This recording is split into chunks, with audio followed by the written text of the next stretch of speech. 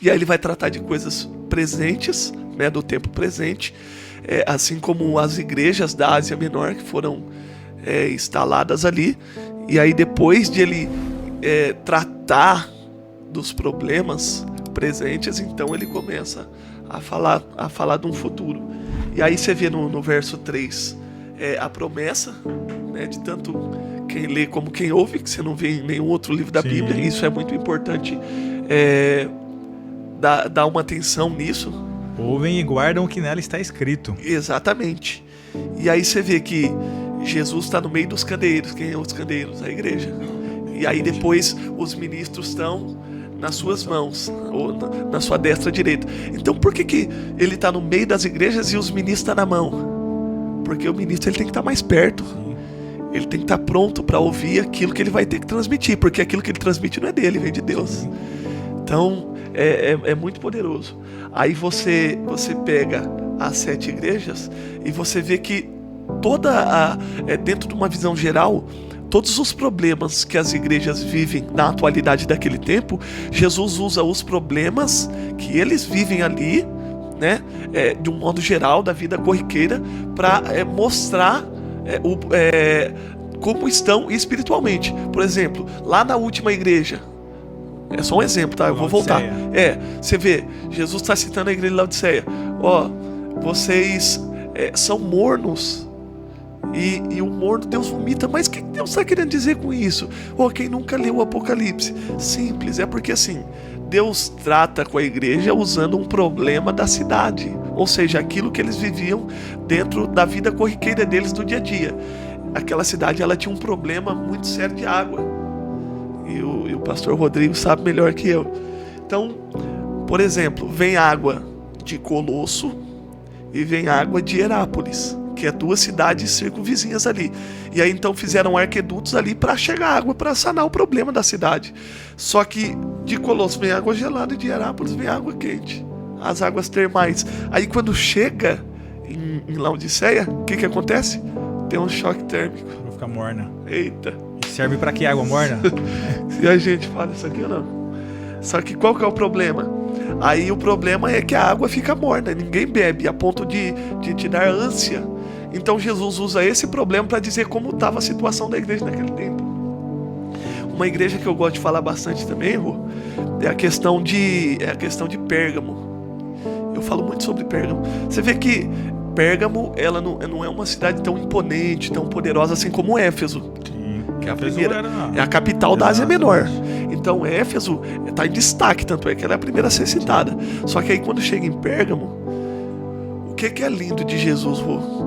Hoje, às vezes eu ouço uns pregadores e a mensagem do pregador é só exortação. Ele só bate na igreja. Mas o que o pastor tem contra isso? Poxa, eu não tenho nada contra isso. Mas a palavra, ela não simplesmente exorta. Ela conforta, ela edifica, ela sara. Então, de que vale só bater e não ensinar? Então você vê, Jesus, ele vai detectar o problema. Você pode olhar pelas igrejas, ele exorta, ele admoesta verbalmente, né? Então ele vai ditando e João vai escrevendo. Então o que ele está dizendo? Eu sei aonde vocês habitam.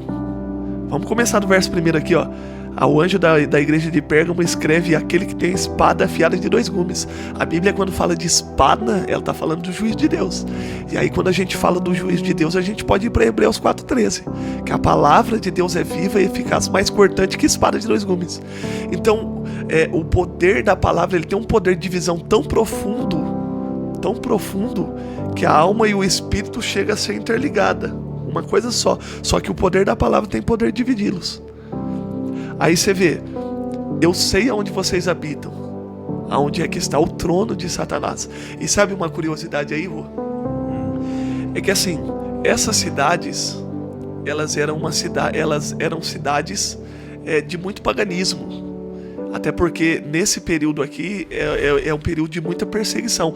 Até o 3º século a igreja sofreu muito. Até a era de o Constantino o Grande, a igreja sofreu muito. perseguição na época de Nero, perseguição na época de Domiciano e de tantos outros imperadores romanos, a igreja sofreu muito.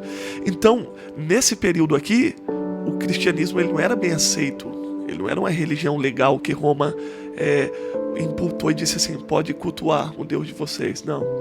Só que aí os outros deuses pagãos tinham muita força, aqui os deuses greco-romanos, e aí Jesus está dizendo assim, ó, eu sei onde vocês habitam e aonde está o trono de Satanás. Sim. Então olha que engraçado, primeiro, eu sei onde você habita, vírgula, não precisa falar onde você mora, eu sei onde você mora, eu sei qual é o seu nome, eu sei quem mora com você, coisa linda.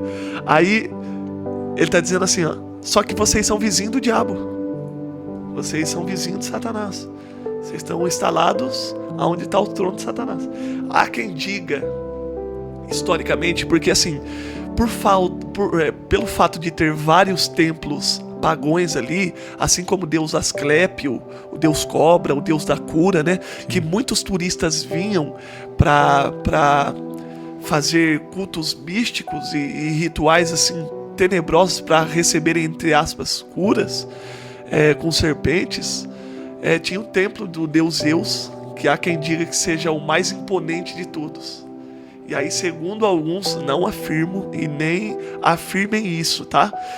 Seja esse trono de Satanás, esse templo de Zeus que estava ali naquela localidade, naquela geografia, imponente ali. Então eu sei que vocês estão do lado do trono de Satanás.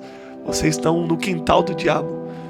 E assim como o próprio imperador exigia culto, né? Tinha uma base do Império Romano firmada ali em Pérgamo.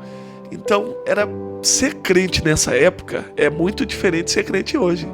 Exatamente. Ser crente nessa época que alguém olhar pra você, pregar Jesus, você falar assim, eu quero Jesus, chorando, com lágrimas nos olhos, né? Mas alguém olhar pra você e falar assim, então, só que aceitar Jesus é correr risco de morte. E aí?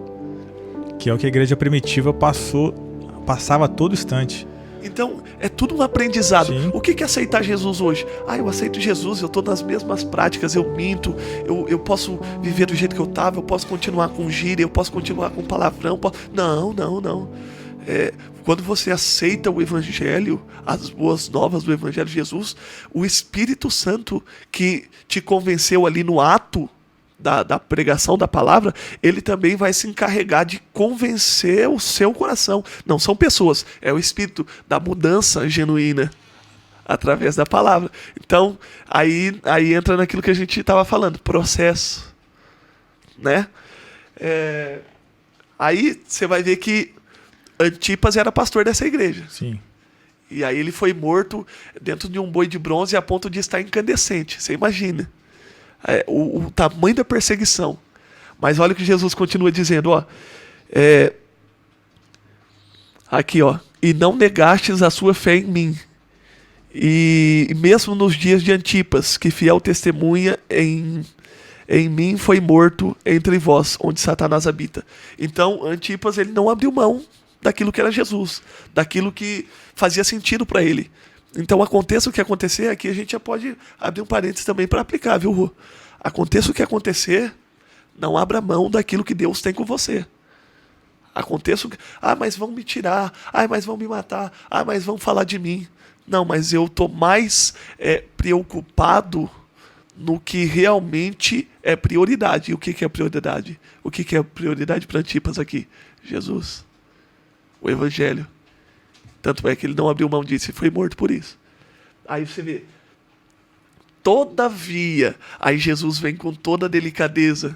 Porque Jesus é lindo, ele sabe advertir, ele sabe chegar. Ele está dizendo assim, ó, tenho algumas coisas contra ti. Reprimenda. Aí, ó, aqueles que seguem a doutrina de Balaão, sim, que ensinava a Balaque a lançar tropeços diante dos filhos de Israel, levando-os a comer coisas sacrificadas aos ídolos e praticar prostituição.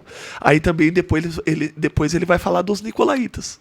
Exato. Aí, olha só, olha que engraçado. A igreja está lá, está tendo culto, só que se formaram dentro da igreja dois grupos distintos que são como câncer. O que é o câncer? Câncer é as células malignas Matando dentro do corpo que vai matando as células boas. Exato. Então esses dois grupos estão minando a força da igreja. E quem detectou? O cabeça da igreja. Quem detectou? O dono da igreja, Jesus. Só que o que ele diz? Tá aí, o problema tá dentro da igreja.